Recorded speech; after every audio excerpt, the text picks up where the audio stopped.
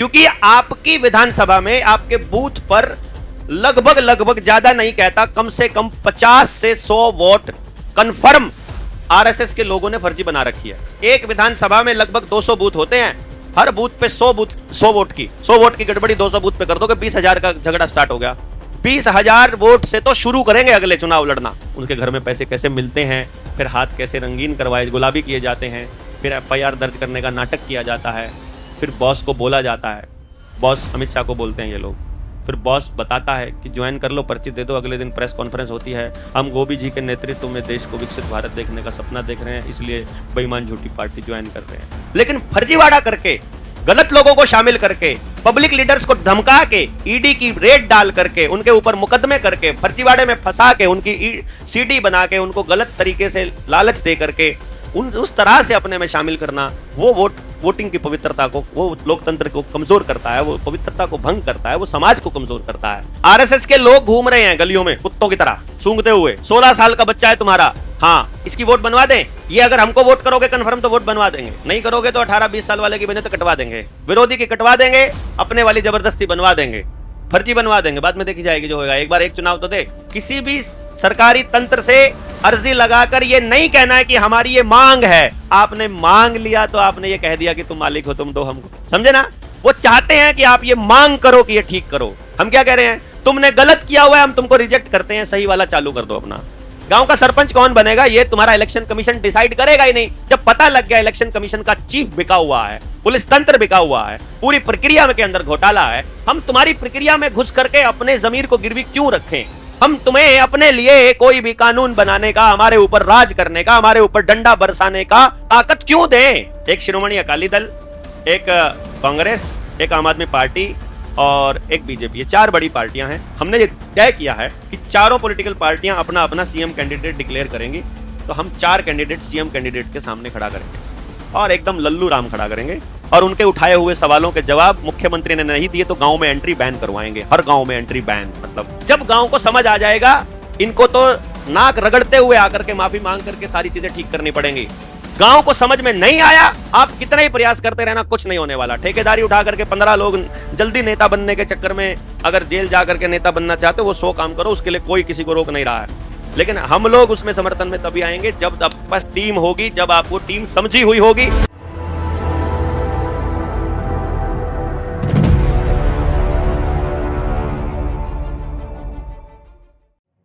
ग्राम सभा और एसआईआर पे मैं स्पेशल डेडिकेटेड ये वीडियो बना रहा हूं और एसआईआर के बारे में पहले बता देता हूं। आपके यहां भी होने लगेगा कुछ टाइम के बाद में। जो ये हो चुका है तो अब आप, जिनके हो चुका है वो जा करके अपना वोट चेक कर लो कि कट तो नहीं गया है।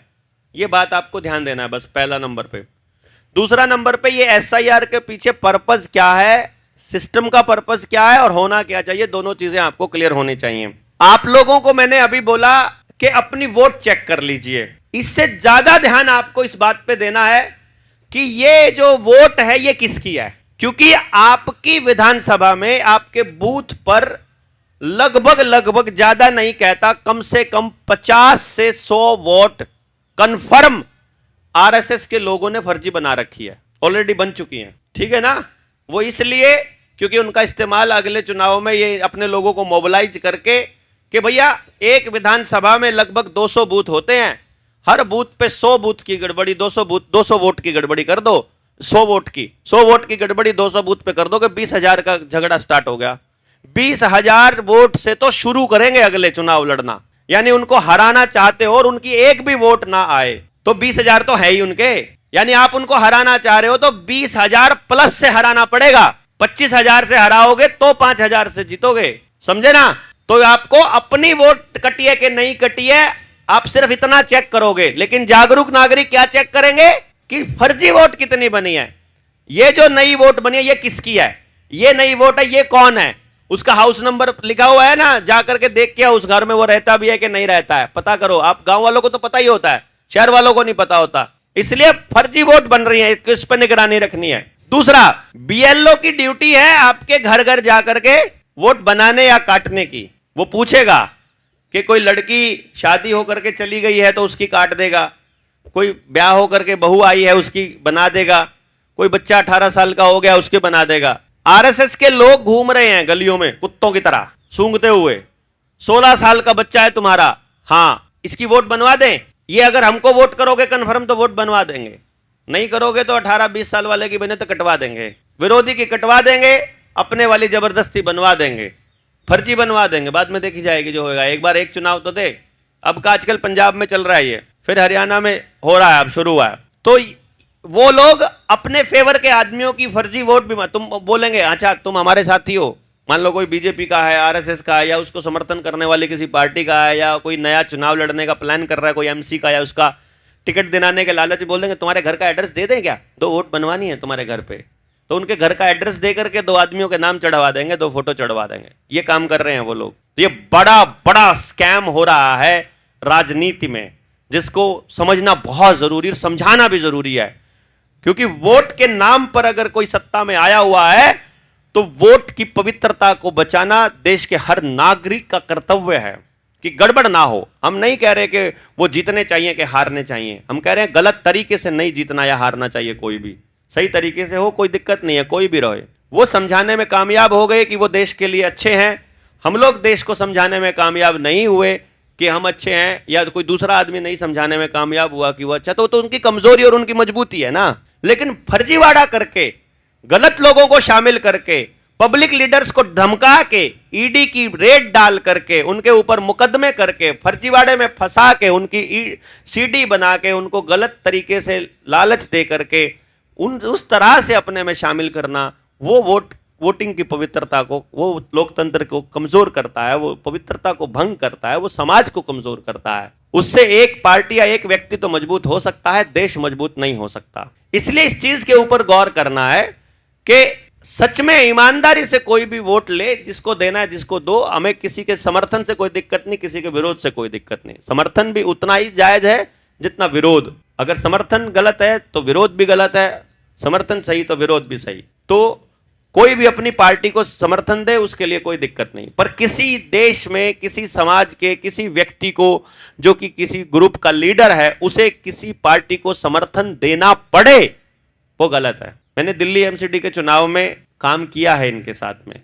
मैंने देखा है ईडी का छापा कैसे पड़ता है, इनकम टैक्स का छापा कैसे डालते हैं, उनके घर में पैसे कैसे मिलते हैं, फिर हाथ कैसे रंगीन करवाए, गुलाबी किए जाते हैं, फिर एफआईआर दर्ज करने का नाटक किया जाता है, फिर बॉस को बोला जाता है, बॉस अमित शाह को बोलते हैं ये लोग, फिर बॉस बताता है कि ज्वाइन कर लो, पर्ची दे दो। अगले दिन प्रेस कॉन्फ्रेंस होती है, हम गोभी जी के नेतृत्व में देश को विकसित भारत देखने का सपना देख रहे हैं, इसलिए बेईमान झूठी पार्टी ज्वाइन कर रहे हैं।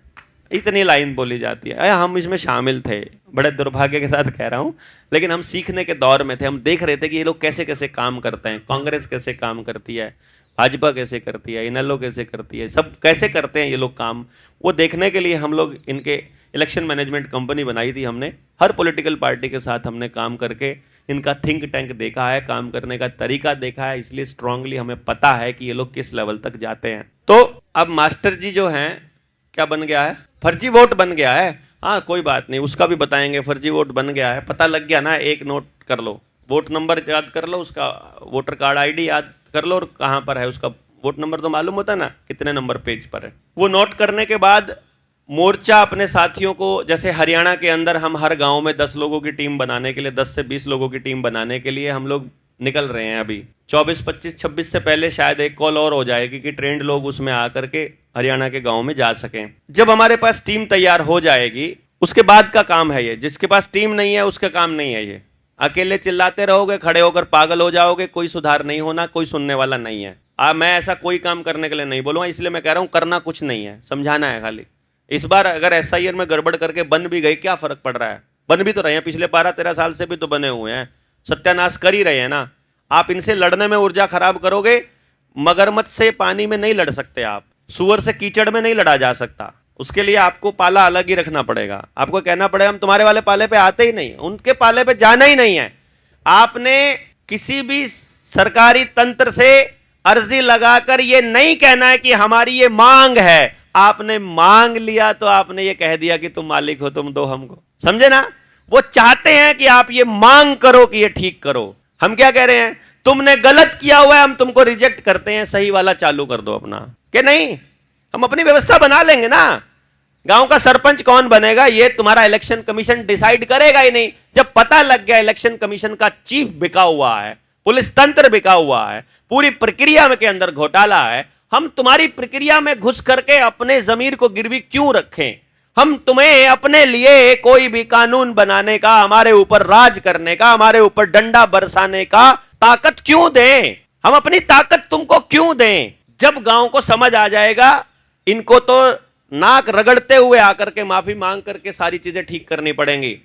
गांव को समझ में नहीं आया, आप कितना ही प्रयास करते रहना, कुछ नहीं होने वाला। ठेकेदारी उठा करके 15 लोग जल्दी नेता बनने के चक्कर में अगर जेल जा करके नेता बनना चाहते हो, वो 100 काम करो, उसके लिए कोई किसी को रोक नहीं रहा है।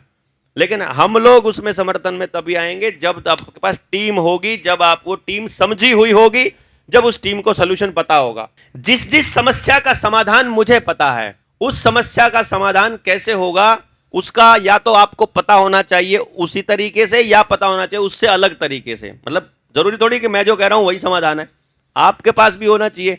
जब तक हमारे पास समाधान की समझ नहीं है, तब तक हम लोग अगले स्टेप पर नहीं बढ़ेंगे। ठीक है ना? समझ पता लग गया कि ये करना है, पता लगेगा कि इस काम में 2 महीने लगने हैं, तो 2 दिन में जल्दबाजी करके, ये जैसे छोटा बच्चा होता है ना, गाड़ी में बैठते, पापा कब पहुंचेंगे, मम्मी कब पहुंचे? अरे बैठा है यार, अभी तो 10 घंटे का सफर है यार। 10 घंटे का सफर में तुमने पहले आधे घंटे में ही पूछना शुरू कर दिया कब पहुंचेंगे, मम्मा कहाँ पहुंचे हैं, मम्मा कब पहुंचेंगे। पागल ही कर दोगे यार तुम तो। कब समाधान होगा, कैसे करें, कैसे होगा? अरे पहले ये तो समझो गड़बड़ क्या क्या है, पहले ये समझो समाधान क्या क्या है। कैसे होगा तो बाद में देखेंगे। कौन करेगा ये तो उसके बाद आएगा नंबर, कौन करेगा भी बाद में आएगा। पहले तो ये आएगा, हम बोलेंगे यहाँ पे कम से कम इतने लोग समझाने वाले चाहिए। मैंने बोला कि गांव में जाएंगे हम लोग, गांव गांव घर घर जाएंगे, एक बंदे को एक गली मिल जाएगी, 10 गलियां हैं तो 10 बंदे चाहिए भाई। आज बोलने वाले हैं मात्र 5, तो काम में 2 दिन लग जाएंगे। बोलने वाला है 1 तो 10 दिन लग जाएंगे, और बोलने वाले हैं 10 तो 1 दिन लगेगा, और बोलने वाले हैं 20 तो आधा दिन लगेगा, और बोलने वाले हैं 40 तो भैया 2 घंटे में निपटा के आ जाएंगे पूरा गाँव। नहीं 5-5 घर लेंगे और छुट्टी, तुम इन 5 घर, तुम अगले 5 घर। अब बात ये सिंपल सी बात है यार, वो काम करने वाले कितने लोग हैं ये हमको पता होना जरूरी है।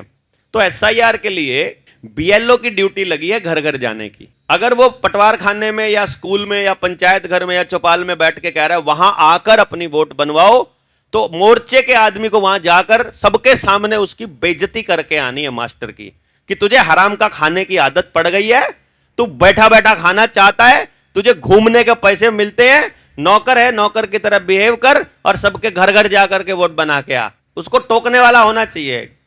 घर जाएगा, पूछ के आएगा, ऐसे फॉर्म फेंक के नहीं आएगा।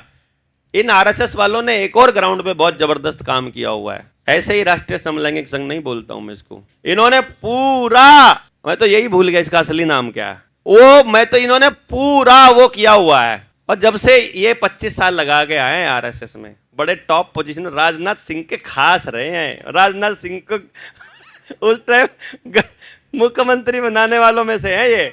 और जब इनको पता लगा डॉक्टर साहब वैसे, अब मेरे को आके पहली बार जब मैंने बोला, इन्होंने मुझे बोला डॉक्टर साहब वैसे यार मैं भी आरएसएस से ही था। तो मैंने कहा भाई पहले तो मैं सिसोदिया जी ये बताओ कि मैं जो राष्ट्रीय समलैंगिक संघ मेरे मुंह से निकलता है, बार बार निकलता ही नहीं आरएसएस, तो भैया जो निकलता है गलत तो नहीं निकलता। बोला नाना जो कह रहे हो ठीक ही मैं तो भीतर तक देख के आया हूँ, बड़े प्रचारकों तक देख के आया, चंपत राय वाला। अरे वह एक से एक मिलेगा, ये निकलते नहीं, एक बारों में नहीं आने देते हरामी, ये एक से एक बैठा है इनमें, ठरकी सारे के सारे 1 नंबर के। मैंने इसलिए मैं ये कह रहा हूँ कि भाई वो मास्टर जी को बताना है। हाँ, जो ये इन्होंने क्या काम किया हुआ है संघ वालों ने, ये एक एक बूथ के ऊपर जो इन्होंने पन्ना प्रमुख बनाए थे, उन पन्ना प्रमुखों ने क्या किया हुआ है, एक एक वोट की मार्किंग की हुई है कि ये वाली वोट कांग्रेस की है, ये वाली वोट बसपा की है, ये वाली वोट फलाने ढिमकाने की है, तो ये परिवार इनका है। तो वो उस परिवार में मान लो 5 वोट हैं, तो वो 2 ही फॉर्म फेंक के आ रहे हैं, 1 ही फॉर्म फेंक के आ रहे हैं, और वो खुद जो बूथ एजेंट है वो फेंक के आ रहे हैं, मास्टर जी नहीं कर रहे ये काम। ठीक है, तो मास्टर जी को बोलना है पहले तो। दूसरे नंबर पे मास्टर जी को बैठा के अपना पूरा वोट बनवानी है। मतलब ये नहीं है कि वोट बनवानी नहीं है, क्योंकि अदरवाइज देखो असल में क्या है, अगर मोर्चे का आदमी मेरी एक बात है पुरानी जिसको मैं आज भी मैं उस पर खड़ा हूं। जो आदमी इस वोटिंग सिस्टम में है, जो वोट कर रहा है, वो आदमी भारत का नागरिक नहीं है। रियलिटी में तो भारत का नागरिक है जो वोटिंग में हिस्सा नहीं लेता। वोटिंग में हिस्सा ले रहा है केवल अंग्रेजों की व्यवस्था का आदमी। भारत का आदमी इलेक्शन नहीं करता है, भारत का आदमी सिलेक्शन करता है। भारत की जो परंपरा है उसमें सिलेक्शन है कि हम लोग मिलकर सेलेक्ट करेंगे कि हमारा प्रतिनिधि कौन बनेगा। तो क्योंकि जो पॉलिटिकल पार्टी का जो कैंडिडेट है, मान लो आपका एमएलए का कैंडिडेट है, वो पार्टी का कैंडिडेट है, वो जनता का कैंडिडेट नहीं है, गांव का कैंडिडेट नहीं है, पार्टी ने भेजा है उसे, आपके ऊपर थोपा है, इसलिए वो जनता का कैंडिडेट नहीं है। और पार्टी को जो पैसा मिलता है वो उद्योगपतियों से मिलता है। तो असल में उद्योगपतियों का पालतू कुत्ता है वो। बाद में चाहे मंत्री बन जाए, अब जो बैठे हुए मंत्री हैं उनको बुरा लग जाए तो लब तो निकल गया जबान से। अब बुरा लग गया तो कोई केस वेस करेगा, कोई राजनाथ जैसा निंदा करता हुआ तो माफी मांग लेंगे भाई, हैं क्या भाई, कह दिया था माफी मांग ले। फांसी तोड़ना, फांसी तोड़ दो अगर तुमको पालतू कुत्ता कह दिया तो। हम साबित करेंगे तुम पालतू कुत्ते कैसे हो। मैं साबित करूंगा कि वो अडानी का पालतू कुत्ता क्यों है। कौन है पालतू कुत्ता अडानी का, पता है ना सबको कौन है। अब मैं नाम नहीं लूंगा, देखो सारा देश जानता है, ठीक है। तो जब सारा देश बोलने लग जाएगा उसी नाम से, पूरा देश धिक्कारेगा इनके ऊपर। मैं कह रहा हूं आने वाले समय में आरएसएस वालों के घर में, मेरे दादाजी बोला करते थे, मुझे आज समझ आया था जब मोर्चे में जुड़ा और जब पूरी कहानी समझी तब समझ आया, जब आरएसएस को अच्छे से देखा। मेरे दादा बोलते थे इन कछनी वालों को तो घर के आसपास भी नहीं भटकने देना है। उस टाइम पे ये निक्कर पहनते थे, हाफ पैंट पहनते थे, अब तो इन्होंने शर्माते हुए पूरी पहननी चालू कर दी। वो बोलते थे ये जिस घर में घुस गए उस घर का टूटना तय है, ये जिस संगठन में घुस गए उस संगठन का टूटना तय है, और सत्ता इनको मिल गई तो देश का टूटना तय है। ये दादाजी मेरे बोला करते थे, 2014 में पूरे हुए वो। और जो खानदानी आदमी बाई चांस चला भी जाएगा, इनमें जमीर मारकर किसी को रहना है तो इनके बीच रह सकता है, वरना खानदान। मैंने भी आरएसएस की शाखा लगाई हुई है, ऐसा मत कहना कि ये मैं बचाऊं, मैं देखा है अंदर का हाल इसलिए बोल रहा हूं, ठीक है। ऐसे नहीं बोलता मैं किसी के खिलाफ जब तक मेरे पास पुख्ता सबूत ना हो। क्योंकि अगर मुझे कोई आके क्लेम कर दे, कोई मेरे ऊपर मुकदमा कर दे, कोई एफआईआर करवा दे आरएसएस वाला, तुम राष्ट्रीय समलैंगिक संघ क्यों कहते हो, तो मैं इतने समलैंगिकों की लिस्ट दूंगा उसको जो उस लेवल पे है। क्योंकि आके तुम बोलो तो सही, ठीक है। वो अच्छा जो आदमी वहां है उसे भी पता है, इसलिए वो बोलेगा नहीं, उसको मालूम है। इसलिए आपको क्या करना है, एसआईआर पे बात थी, तो वो कैंडिडेट क्योंकि आपका नहीं है, आप यदि वोट नहीं भी बनवाएंगे तो भी कोई ना कोई तो इलेक्शन लड़ेगा, कोई ना कोई तो जीतेगा। तो जो इनको फाइट दे सकते थे वो तो एक बड़ा चंक जो है वो चुनाव से बाहर ही हो गया। तो खेल खराब कर देंगे तो सारा सिस्टम खराब कर देंगे। इसलिए आप समस्या से भाग नहीं सकते, पहले इस समस्या को ठीक करना है। और फिर हमको हमारा एक तो कम से कम एमएलए एमपी कोई तो हमारा होना चाहिए यार। हमको कोई ऐसे ही खड़े खड़े ये संगठन ऐसे बैठे हुए हैं, हमने मांग लिया। अब पहले होता था हमारे साथ में, अब तो चलो हम गुप चुप करके करने लग गए। पहले हम अनाउंस कर देते थे भाई हम मीटिंग कर रहे हैं पलवल जिले में या फलाने जिले में। अब मीटिंग के लिए जगह देने के लिए जाते हैं, इस धर्मशाला में जाओ ना जी, डीसी का फोन आ गया था जनता सरकार मोर्चा को जगह नहीं देनी, ना जी उधर से एमएलए का फोन आया हुआ है इनको जगह नहीं देनी। कॉलेज स्कूल में करने लगो, ना जी फोन आ, पहले ही सबके पास फोन आया हुआ है कि देवेंद्र बलारा की टीम आ रही है और तुमने उसको जगह नहीं देनी। फिर मैंने अपने साथियों को बोला, मैं कहा एक काम करो, देवेंद्र का नाम लेना बंद करो, पहले तो मोर्चे का भी नाम लेना बंद करो। बोलो हम लोग एक मीटिंग करना चाहते, परमिशन दे दो। मीटिंग के नाम पे परमिशन ले ली, सारा काम हो गया, सारी चीजें हो गई, पैसे जमा करा दिए। पता लगा देवेंद्र बलारा आ रहा है, कैंसिल कर दी। तो अगर हमारा शहर में हमारा कोई एक आदमी होगा तो कम से कम बैठने के लिए जगह तो मिलती रहेगी हमको। आगे आगे आने वाले समय में आदमी बहुत ज्यादा हो जाया करेंगे मीटिंगों में, फिर कहाँ जाया करेंगे हम। हमने तो यही करना है, सत्संग ही करना है अपना। सत्संग घर पक्का बनाना नहीं अपने कहीं है, क्योंकि पक्का बनते ही उसमें व्यवस्था बनानी पड़ेगी, व्यवस्था में किसी को चौधर देनी पड़ेगी, चौधर आते ही आदमी खत्म, सिस्टम खत्म। हम देंगे ही नहीं, सिस्टम ज्यादा बड़ा होने लगेगा, सिस्टम को 10 हिस्सों में तोड़ देंगे हम। तो मोर्चे को ही तोड़ दूंगा 10 हिस्सों में, 30 हिस्से बना देंगे, 30 मोर्चे बना देंगे यार। एक मोर्चे के अपने का क्या जा रहा है, टूटना कोई गलत बात थोड़ी है। जब अमीबा बड़ा हो जाता है ना, बड़ा उससे चला नहीं जाता, भारी हो जाता है, संभलता नहीं है, व्यवस्था नहीं बनती है, वो 2 हिस्सों में टूट के 2 अमीबा बन जाते हैं, उसमें क्या। और दोनों के अलग अलग यूनिट वैसे ही चलते हैं। तो इसी तरह से हम माइक्रो ऑर्गेनिज्म की तरह हमको बनना है रक्त बीज। मतलब जिधर जाओ एक तैयार करते चलो, जिधर ट्रेन में बैठो ट्रेन में, उधर बैठो उधर, कहीं भी बैठो, कुछ नहीं। अब हमको भागना नहीं समस्या से, तो मास्टर जी को बोलना है पहले घर जाओ, फिर अपना डिटेल जो है वो मास्टर जी खुद देखेगा, पुरानी अगर कोई वोट है, क्योंकि वो इलेक्शन कमीशन का आदमी है, वो पता है हमारे पास वोटर कार्ड है ऑलरेडी, वो हमने दिया हुआ है, वो दो वोट है कि नहीं वो तय करे, वो देखो वोटर कार्ड हमारे पास नहीं है तो तुम अभी बना दो, वरना हम अब तो दे ही रहे हैं तुमको फॉर्म भर के सबने देना है, वोटिंग में पार्टिसिपेट फिलहाल के लिए करना है। किसको वोट करनी है इस पोजीशन पर यदि हम हुए तो बताएंगे, नहीं तो हम नहीं बताएंगे किसको वोट करनी है। वोट कैसे करनी है, कैसे व्यक्ति को करनी है, किस तरह से करनी है, उस पर चर्चा करेंगे हम बैठ करके। ऐसे नहीं होगा कि एक आदमी ने फरमान जारी कर दिया, आप पूछोगे देवेंद्र भाई किसको वोट करनी है, हम नहीं बताने वाले किसको वोट, हम बताएंगे वोट कैसे करनी है। और इसका ट्रायल करने जा रहे हैं हम, अब की बार हम भी ट्रायल करने जा रहे हैं और भाजपा भी ट्रायल करने जा रही है पंजाब में एसआईआर करके फर्जी वोट बना रही है इस टाइम पे भाजपा, बहुत बुरा हाल कर रखा है उसने, पंजाब में गंदगी मचा रखी है। और अलग अलग मुख्यमंत्री बुलाए हुए हैं क्योंकि मीडिया को मैनेज किया हुआ है, अखबार में हर रोज उन्हीं की वो छप रही है, रोज उनकी वो हेडलाइन छपती हैं, उसी हिसाब से छपता है। और बाकी की पॉलिटिकल पार्टियों वाले एकदम सोए हुए हैं, वो दिखने लगी है। तो अभी नया गेम चल रहा है, तो हम भी एक्सपेरिमेंट करने वाले हैं अब की बार मोर्चे वाले, क्योंकि आपको पॉलिटिकल समझ तो देनी है, इलेक्शन मैनेजमेंट का अपना तजुर्बा है, चुनाव लड़वाना हमको बहुत अच्छे से लड़ना आता ही है। एक विधानसभा पे 20 डेडिकेटेड लोगों की आवश्यकता होती है और प्रचार के लिए खूब सारा पैसा चाहिए होता है। अब अपने पास पैसा तो है नहीं, आदमी 20 की जगह 50 भी हो सकते हैं अपने पास।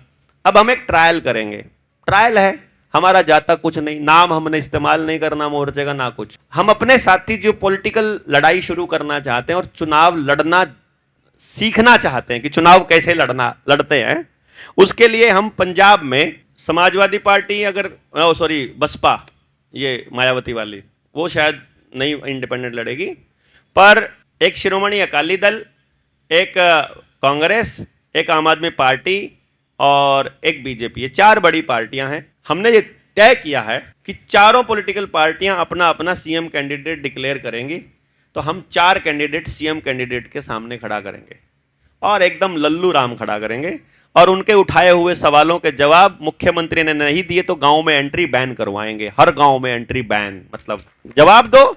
सवाल होंगे जो हर आदमी से जुड़े हुए होंगे, सवाल होंगे जो गरीब से भी जुड़े होंगे, विपक्ष से भी, सबसे जुड़े होंगे। अपने वाले सवाल से भाग ही नहीं सकते। अपने वाला सवाल इतना गजब का है कि जैसे मैं मान लो पूछने लग जाऊं, भाई बताओ तुम्हारी पत्नी ने तुमको पीटना बंद कर दिया क्या, हाँ या ना में बताओ। अब हाँ कही तो भी पिटोगे, मैंने का मतलब पहले पिटते थे, ना कह दिया तो भी इसका मतलब अभी पीटते हो, है ना। सवाल ऐसा मार देंगे दो धारी, बोले तो भी फंसेंगे, नहीं बोले तो भी फंसेंगे, हाँ किया तो भी फंसेंगे, ना किया तो भी फंसेंगे। तो हमको राजनीति इनकी अच्छे से आती है और हमको इनका मेंटल लेवल भी पता है। एक से एक गधे हैं, एक से एक गधे। ये हम जैसे दिमाग किराए पे लेकर के लोगों का मूर्ख बनाते हैं। देशभक्ति लोगों की, देशभक्ति के जज्बे का इस्तेमाल करके लोगों को वो जोश दिखा करके उसका मिसयूज करते हैं। और हमको इनका खोखले थोथे लोग हैं, हर पॉलिटिकल पार्टी के आदमी थोथे, एकदम डरपोक, डरे हुए। और हमारे जैसे लोग तो दूर से दिख जाए तो पिंड की पिंडियां कांपती हैं। तो अपने वाले लोग अब की बार जिसने राजनीति सीखनी है, पंजाब के अंदर जाके बैठेंगे, हैं, खोने को हमारे पास कुछ नहीं, क्योंकि लड़ाई मुख्यमंत्री के साथ थी भैया हमारी, तो ठीक। और जितना होगा गेन, बोनस है, मजा अपने वाला होता है ना भाई। सीखे जाट का और सीखे नाई का, कटे जाट का, नुकसान किसका है, किसी का भी नहीं। जितने जाएंगे सीख के आएंगे सारा कुछ। हमें गांव में बात करनी आ जाएगी, राजनीति में किस तरह के प्रपंच रचे जाते हैं, क्योंकि मुख्यमंत्री जीतने के लिए किसी भी हद तक जाएगा। हमारे आदमियों के ऊपर लाठी भी बरसाएगा, गोली भी बरसाएगा, एफआईआर भी करवाएगा, गुंडों से भी पिटवाएगा, पैसों में भी खरीदेगा, आदमियों को खरीद के अपने पक्ष में भी करेगा, षड्यंत्र भी रचेगा। वो सारे षड्यंत्र सिर्फ वहीं दिखाई दे सकते हैं, सिंपल एमएलए के चुनाव में नहीं, मुख्यमंत्री के चुनाव में दिख सकते हैं, है कि नहीं। तो वो सारे दिख जाएंगे कि ये होता है, देखो तुम इस लेवल पर जा सकते हो क्या। और चारों के चारों की गारंटी ले रहा हूं, आज ये वीडियो संभाल के रख लेना। अगर हम 4 मुख्यमंत्री कैंडिडेटों के खिलाफ पंजाब में लड़े, 4 के चारों की गुद्दी धरती में लगा के आएंगे, एक को भी नहीं छोड़ने वाले, पहले बता रहे हैं। अला हम लोग 100% रिजल्ट अपना, तो मेरा तो रिकॉर्ड है, मेरे पास जो बच्चा आ गया 100 में से 100 आएंगे नंबर, छोड़ते नहीं, इससे कम में बात ही नहीं करते हम भैया। 99 कैसे आ गए, नंबर कटेगा कैसे, तुम बताओ। जब तुम्हें बात सारी आती है, जब तुम्हें उनके बयानों का काट आता है, जब तुम्हारे पास विजन है देने को, जब तुमको उनकी मानसिकता पता है, जब उनको गांव की मानसिकता पता है, जब वोट लेना आता है, वोट संभालना आता है, बात करनी आती है, वोट डलवानी आती है, कहां तुम कमजोर हो यार बताओ तो सही। जहां कमजोर हो वो बताओ। वो कहते पैसा लगता है, किस काम के लिए पैसा लगता है, किस काम के लिए पैसा लगता है? बोला वो पैसा बांटते हैं, तो वो पैसा बांटेंगे ना हमारे को वोट देने के लिए, हम ऐसी व्यवस्था बनाएंगे कि वो पैसा बांटेंगे हमको वोट देने के लिए। तो रेट बढ़ा देंगे हम वोटिंग का, हम रेट बढ़ा देंगे, जाकर के जो पैसा बांटते हैं 5,000 रुपए की या 2,000 रुपए की एक वोट खरीदते हैं, अबे 20,000 की वोट। मैं कहा देखो हम अगर यहां खड़े होते हैं तुम्हारी वोट का रेट बढ़ जाएगा, 20,000 दिला दे, तुमको दिला दो वोट, हमको दोगे अगर 20 दिला दिया तो। बोला ना, वो खरीदते हैं ना वोटों को। अभी कितना मिलता है एक बंदे को? 1,000 तो ठेकेदार लेता है, पैसे दे के आते हैं बोरियों में भर के। मैंने अपने हाथों से बोरियां खाली करी हुई ऐसे, देख दो कितने नोट है। और वो उस टाइम पर जब हम बात करते हैं कि ठेकेदार है, इस गली में तो भाजपा का ठेकेदार है, अगली गली में कांग्रेस का ठेकेदार है, अगली गली में आम आदमी पार्टी का ठेकेदार है। वो ठेकेदार बोलता है इतनी वोट है, हाथ में लिखवा के वोट डाल लेना, इतना पैसा दे जाओ। अब वो 5,000 के हिसाब से लेता है उससे और आगे देता है 2,000 या 1,000 जितने में वोटिंग की सेट होती है, या उधर जितना भी लेता है। तो अपन सारों बता देंगे, ठेकेदार कितने लेता है वो बता देंगे, ऊपर से कितना आता वो बता देंगे। और हम आ गए हैं तो रेट बढ़ेगा अब की बार। तुमको अगर देखो वो दे रहा है तुमको सिर्फ 1,000 या 2,000, और हम आ गए हैं अब मिलेगा 20,000, तो 18,000 का फायदा हुआ ना हमारी वजह से।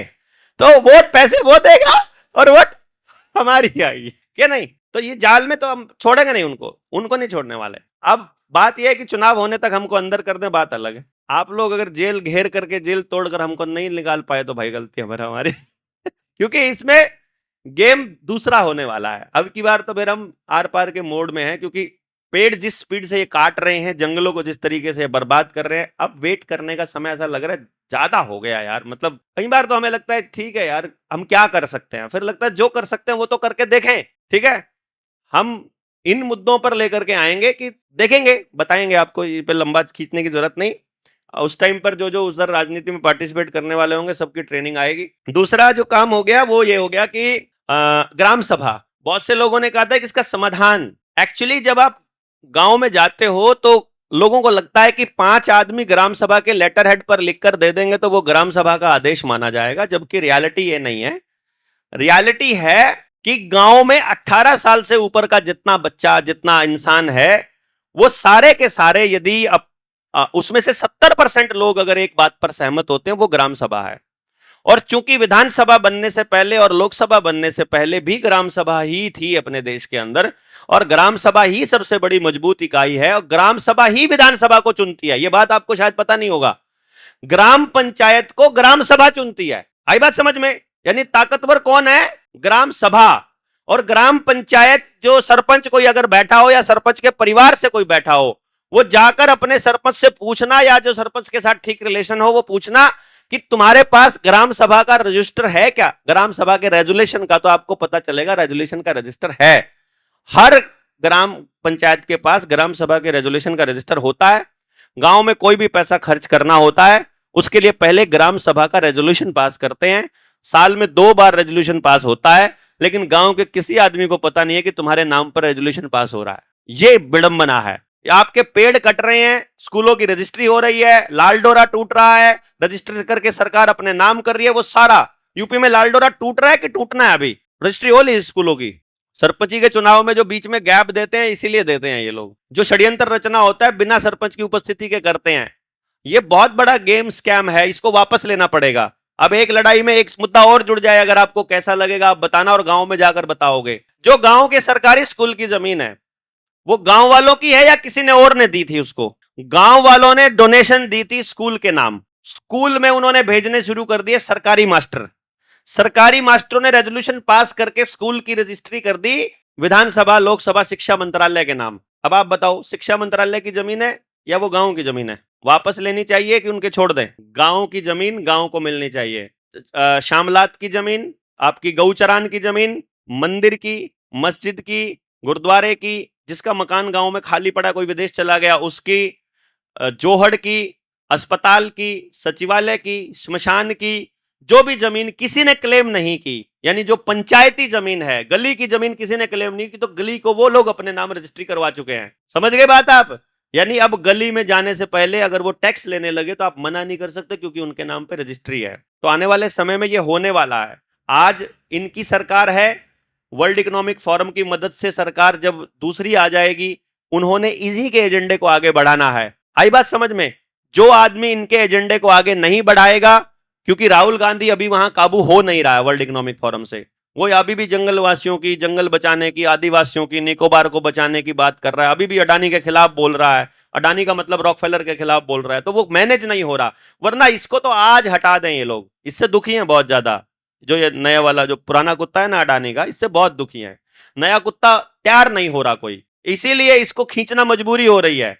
और बीच बीच में इसको लटकाते, ये जो ये एप्स्टीन फाइल वगैरह आई थी ना, तो ये इस वाले कुत्ते को डराने के लिए कि देखो रगड़ देंगे, फालतू नहीं बोलने का है। जो बीच बीच में होता है ये डराने के लिए होता है, फिर ये कभी वो कर देता है, तो इसकी स्पीड बढ़ जाती है। जब भी ऐसी कोई इवेंट आएगी कि मीडिया में इसके खिलाफ अगर कुछ छप जाए, तो ये समझो ऊपर से आदेश आया है, क्योंकि सारा मीडिया वहीं से चलता है, यहां से नहीं चलता। किसी को ये वहम हो कि कांग्रेस और बीजेपी अलग अलग है, तो भैया अपना वहम निकाल देना। एक भी पॉलिटिकल पार्टी अलग नहीं है, ना ही मुलायम सिंह यादव, अखिलेश यादव या योगी अलग नहीं है भाई, ये एक ही थाली के चट्टे बट्टे हैं। बैठ करके प्लान करते हैं कि मैं तेरे को टूटी चोर बोलूंगा, तू कुछ और बोल लेना मेरे को बाहर जाकर। अंदर बैठ के प्लानिंग करते हैं ये लोग। ये तो हम लोग लड़ते हैं आपस में, आम जनता, इनमें कोई फर्क नहीं है। मौज हो रही है इनकी ऐसे ही, कोई काम करवाना हो इनका नहीं रुकता है, तो हमारा ही रुकता है। इसलिए आपको क्या करना है, अभी जो आपका काम है वो ये है कि ग्राम सभा के लिए लोगों को तैयार करना, कि ग्राम सभा में ग्राम के मालिक हैं, हमको अपनी सारी जमीन और अपनी स्वायत्ता, अपनी सॉवरेनिटी, अपना संप्रभुता को बचाना है। इस देश को, असली इस भारत को बचाना बहुत जरूरी है। जो भारत की परंपरा है, जो भारत की सभ्यता है, वो बहुत जरूरी है। और उसको पहले समझना होगा कि हमारी सभ्यता है क्या। जैसे कुछ लोग संस्कृति के ठेकेदार संस्कृति संस्कृति लगे रहते हैं, उनको यही नहीं पता है उस संस्कृति के पीछे क्या है, उसका साइंटिफिक रीजन क्या है, वो क्यों जरूरी है। यदि आपने केवल समझा दिया कि आपको ये पैंट क्यों नहीं पहननी चाहिए और कुर्ता पजामा और धोती का क्या, केवल समझा दिया, 50% से ज्यादा लोगों को मैंने मोर्चे में ट्रायल के तौर पे हमने देखा था, लोगों ने ये कपड़े छोड़ ही दिए थे, धोती कुर्ता चालू कर दिया था। मैंने ट्रायल करके देखा था कि अगर मैं ये बात समझाऊं किसी को, तो क्या वो शुरू कर देंगे बिना कहे, तो वो अपने आप चालू हो गए बिना कहे। किसी को जबरदस्ती करने की जरूरत नहीं है। अच्छी चीज हर आदमी को चाहिए, सुखी जीवन हर व्यक्ति को चाहिए, और हम सुख की परिकल्पना करते हुए, सुखी भारत की परिकल्पना करते हुए आगे बढ़ रहे हैं और इस मुहिम को आगे बढ़ा रहे हैं। जो जो व्यक्ति आपको समाज में ऐसा नजर आता है, उस व्यक्ति को अपने साथ जोड़ना है। आप अपने संगठन के नाम से जोड़ो, बने हुए संगठन के नाम से जोड़ो, नया संगठन बनाओ, मोर्चे का नाम लो ना लो, इस सारी प्रोसेस में हम सब लोग मिल करके मिशन पे टारगेट करके और इस पे आगे बढ़ते रहेंगे। और यही हम लोग कर रहे हैं। आज भी आपको यही करना है, आने वाले समय में ज्यादा नहीं तो कम आपको ये सब करना है।